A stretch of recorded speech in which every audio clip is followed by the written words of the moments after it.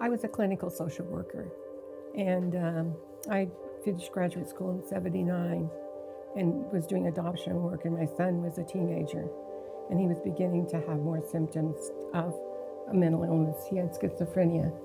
I was in California. We went through a lot just getting him diagnosed. Wasn't diagnosed until he was 19. I couldn't share with my coworkers that I had a son with a mental illness because I thought they would think I couldn't be a good therapist or a good clinical social worker, because if I couldn't fix my own family, then I couldn't help others. Well, I remember feeling a lot of guilt and shame and blame, and we were called the schizophrenogenic mothers. And I bore that proudly and alone. We had a therapist. We were doing family therapy. My son was born in 1961. She said, there's a new lady in town and you need to meet her. Her name is Stella Edge. She later became Colby. And she was starting Beth Haven, a boarding home for people with mental illness. But she also was interested in helping families to cope. And so we teamed up, and we already had a little REACH support group going in town. REACH meant reassurance to each. And Stella, I remember her saying, I don't want this support group to just be people commiserating. She said, we have to collaborate and Get something done. yeah.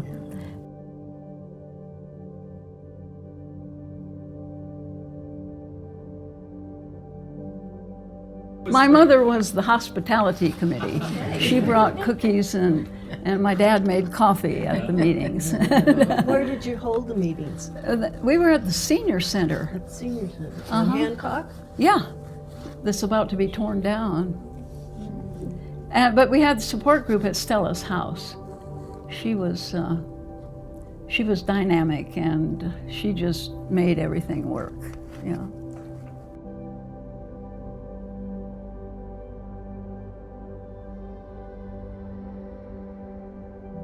Joyce herself would instruct us on a weekend on how to present family to family.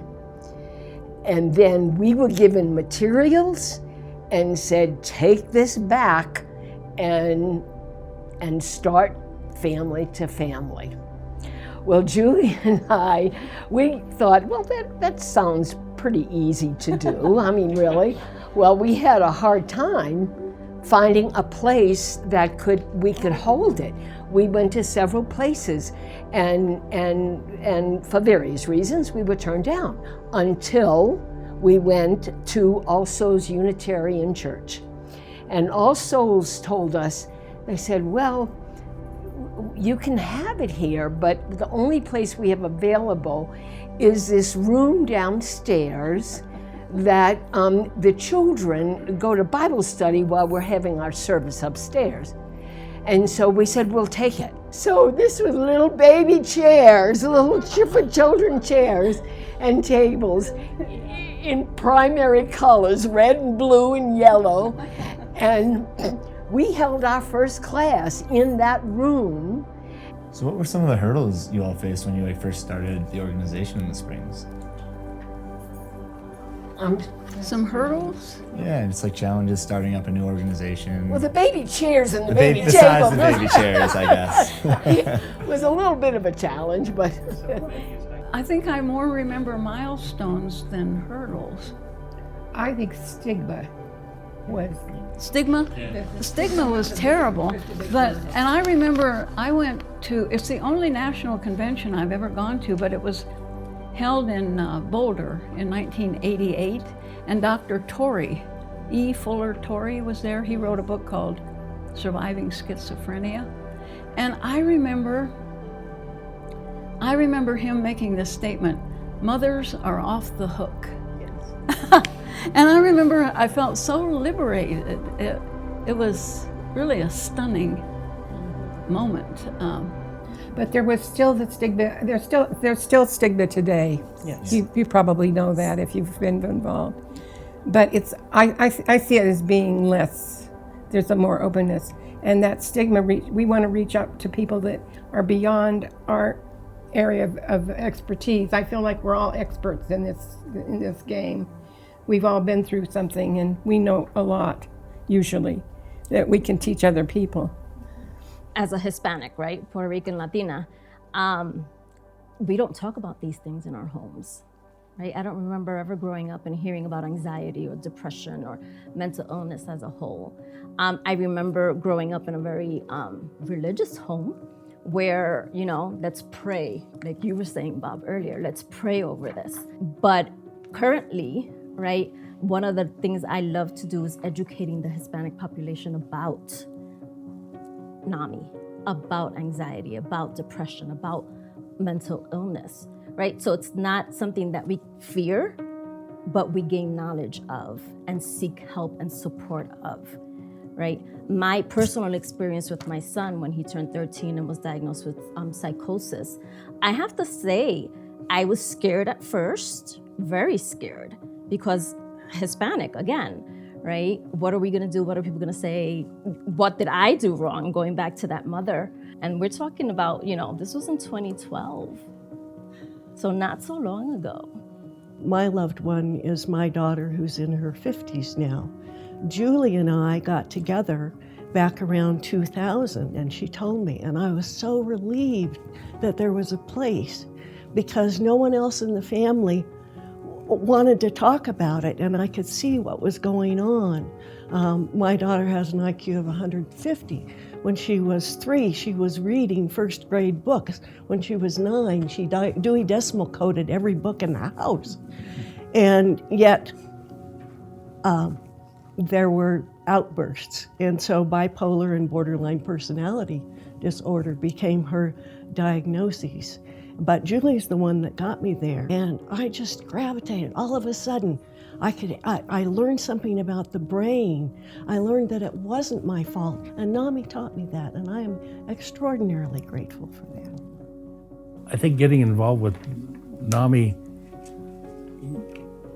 made it so I wasn't getting mad. Because you're angry at the situation, and NAMI kind of feathered that out. It just made me feel comfortable. It explained a lot of the stuff that was going on. It gave me the tools to deal with the anger that I had at the situation. You know.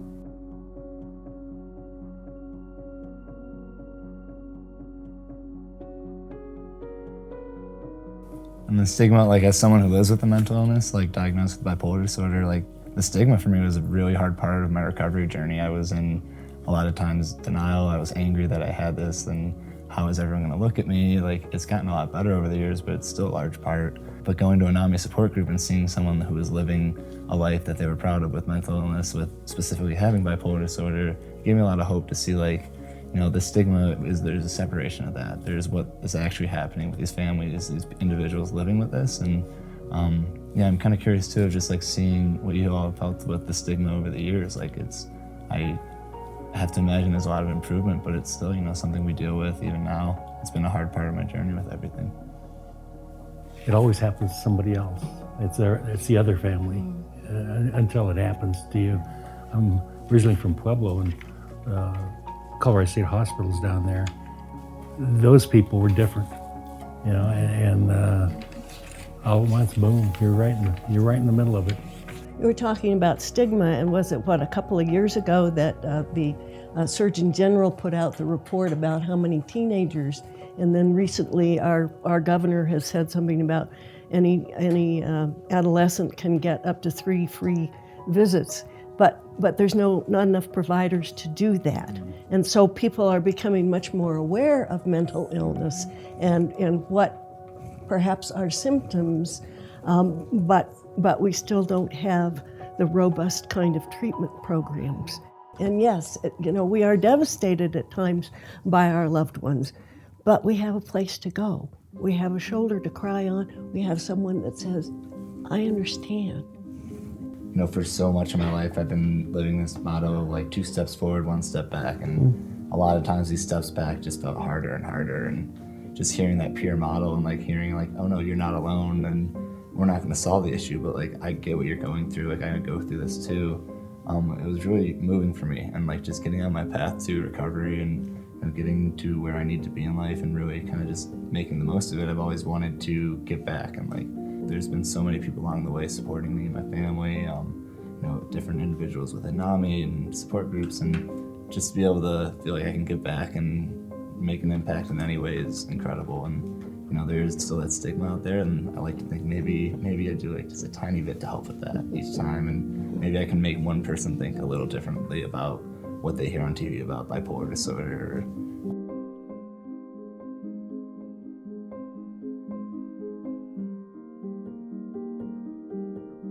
I would love to see a huge Hispanic outreach and Latino outreach where there's no more shame about talking about mental illness.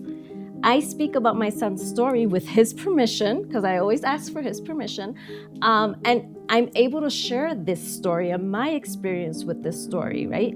Because I know that although it was very hard at that time, I believe it happens for a reason, so that as a Spanish-speaking person, I can go and share with other people and help them learn and be educated and not stay in this lonely place.